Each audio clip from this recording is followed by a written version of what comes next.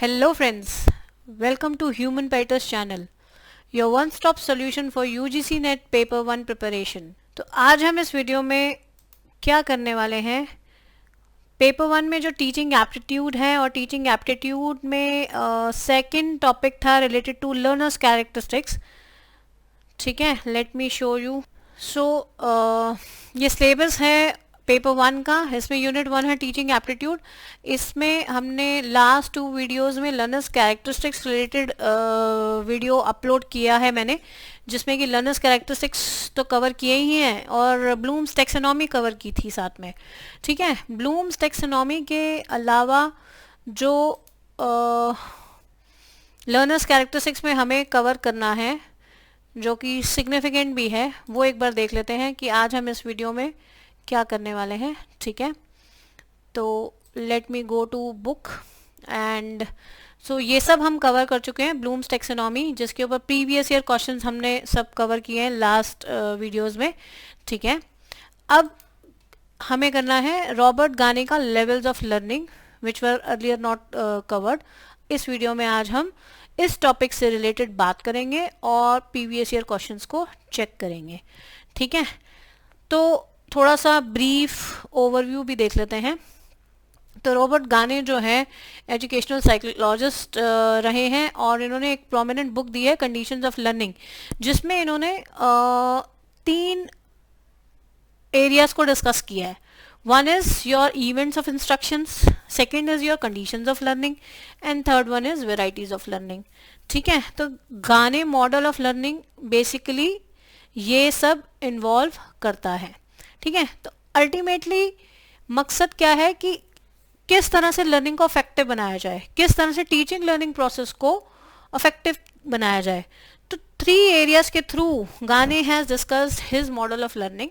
ठीक है, तो इवेंट्स ऑफ इंस्ट्रक्शंस क्या है? This is nothing but this is a checklist for the educators और teachers which can help them कि किस तरह से क्लास स्टार्ट करनी चाहिए और the material should be presented before the learners, और उसके बाद उस इवेंट ऑफ लर्निंग को कैसे कैसे एंड करना चाहिए। ठीक है, तो 9 इवेंट्स ऑफ इंस्ट्रक्शंस हैं जो कि आप देख सकते हो।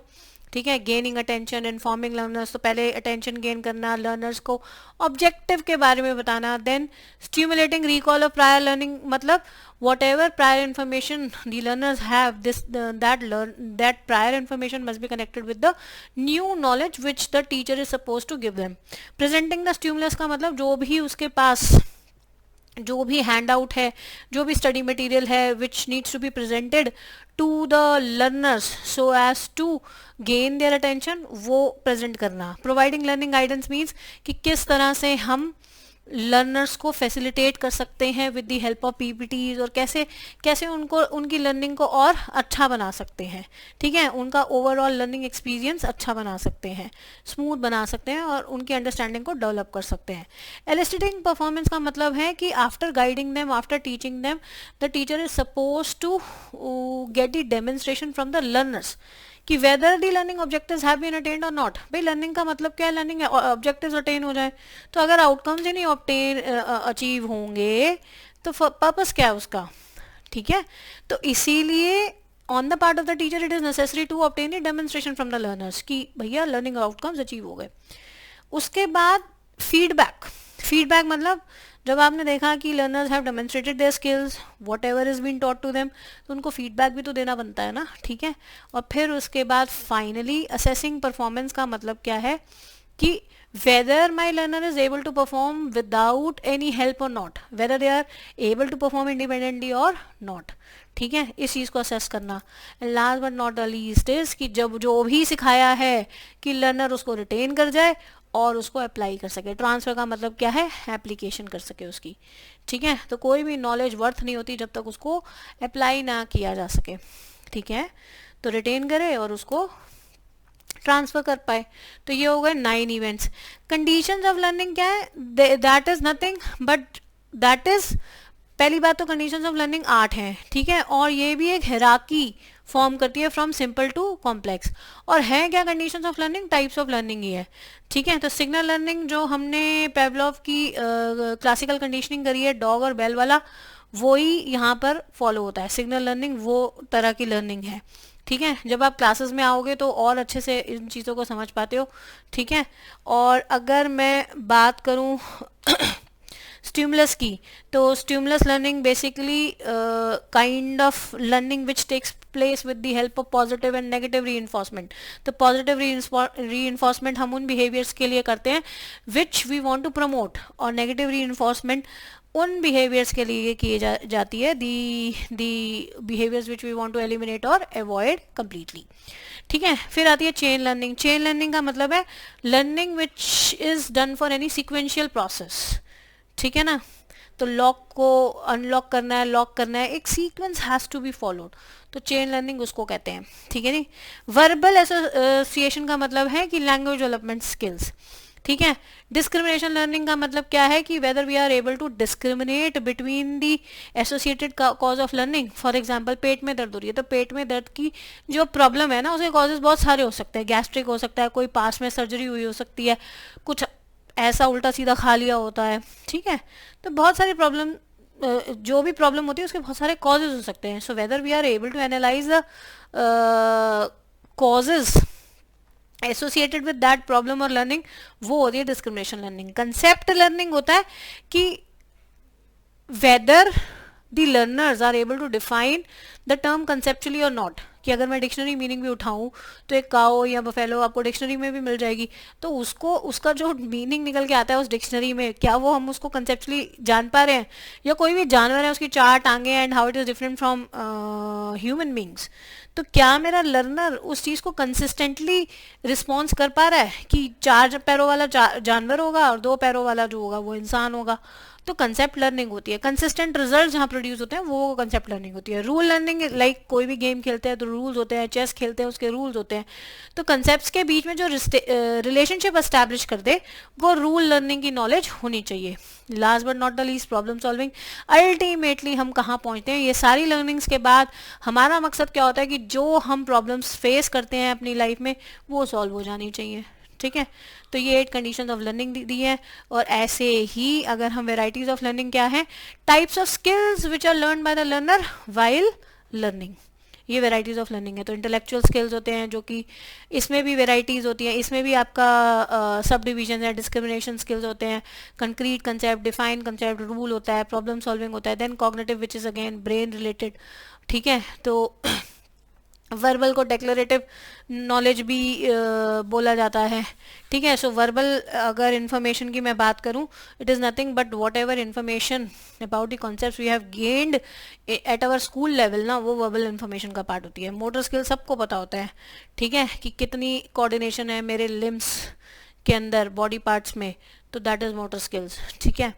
और एटीट्यूड क्या होता है, internal state that affects personal choices and actions. इसका बेस्ट एग्जांपल मैं अगर दूं कि जो भी हम सीखते हैं उससे हमारे एटीट्यूड भी तो डेवलप होते हैं। फॉर एग्जांपल मैंने किसी से भी चाहे सीखा या आपने अंदर इंटरनली इस चीज़ को देखा कि whenever I come to office I go through my mail first and revert them, तो मेरा ये एटीट्यूड है। Without doing this I can not pursue my office work further, ठीक है। तो एक हैबिट फॉर्मेशन हो रही है इस तरह को करने को, ये आपका एटीट्यूड बन चुका है, okay. So that is nothing but that comes under varieties of learning की टाइप्स ऑफ स्किल्स हम कौन कौन से डेवलप करते हैं। तो इसके ऊपर बेस्ड क्वेश्चन आते हैं एग्जाम में, एक बार उनसे गो थ्रू कर लेते हैं, ठीक है। So let us discuss few questions about Robert Gagne's level of learning. तो देख लेते हैं what will be the correct hierarchical sequencing for the following types of learning. तो हायरार्किकल सीक्वेंसिंग हमारी क्या रहेगी इसमें, सबसे पहले, ठीक है, डिस्क्रिमिनेशन दी हुई है, साइन दी हुई है, तो sign learning is the basic thing we learn, ठीक है। और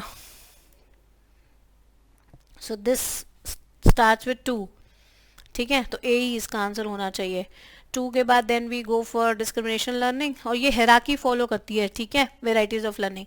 देन कंसेप्ट लर्निंग, और प्रॉब्लम सॉल्विंग हमेशा लास्ट में आएगा, ठीक है। Okay, so this goes with A.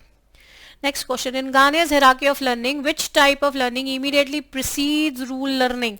तो rule learning से just पहले हमारा आता है concept learning. ठीक है. नेक्स्ट क्वेश्चन देखते हैं, गाने learning हेराकी which of the learning types immediately precedes concept learning. Concept learning से जस्ट पहले जो आता है वो आता है डिस्क्रिमिनेशन लर्निंग. ठीक है.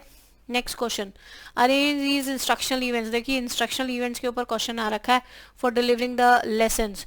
तो सबसे पहले हम क्या करते हैं, अटेंशन गेन करते हैं अपने लर्नर्स की. ठीक है. फिर उनको ऑब्जेक्टिव्स बताते हैं. ठीक है. फिर उसके सामने कंटेंट प्रेजेंट करते हैं. ठीक है. And then what we do elicit desired behaviour, उनसे परफॉर्मेंस डिमांड करते हैं और फिर उसके बाद उनको फीडबैक देते हैं उनकी परफॉर्मेंस पे. ठीक है. तो so this goes with C. Next, again from the list of instructional events we have to arrange them. तो गेनिंग अटेंशन ऑफ स्टूडेंट्स ये फर्स्ट रहेगा. अब देखो यहाँ पर ना दो कंफ्यूजिंग ऑप्शन दे रखी हैं, अगर आप देखो second and fourth. Prior knowledge of students लिख के छोड़ दिया और फोर्थ में लिखा stimulating recall of prerequisite learning.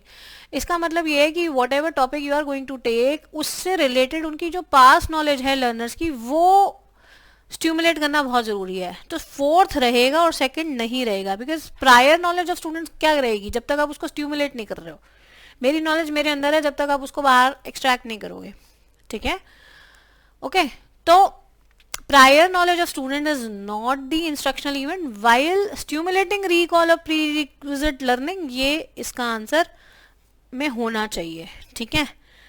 तो starting with first and then आपका आप जो स्टिमुलेट करते हो रिकॉल करते हो वो रहेगा. ठीक है. एलिसिटिंग द डिजायर्ड परफॉर्मेंस ये भी था आपका. ठीक है. थर्ड वन भी रहेगा आपका, सॉरी सिक्स्थ वन भी रहेगा. ठीक है. और पढ़ लेते हैं, मैंने पढ़े नहीं है बाकी के. Informing the learner of the objectives ये भी रहेगा आपका. ठीक है. और ये लाइब्रेरी वाला पॉइंट नहीं रहेगा. ठीक है. तो अकॉर्डिंगली फर्स्ट, थर्ड, फोर्थ और सिक्स्थ होने चाहिए. तो आंसर इसका बी बनेगा. तो आज के लिए बस इतना ही. बाकी सभी वीडियोस के लिए ह्यूमन पेडिटर्स के चैनल को सब्सक्राइब कीजिए और बेल आइकन प्रेस करना मत भूलिएगा. Thank you so much.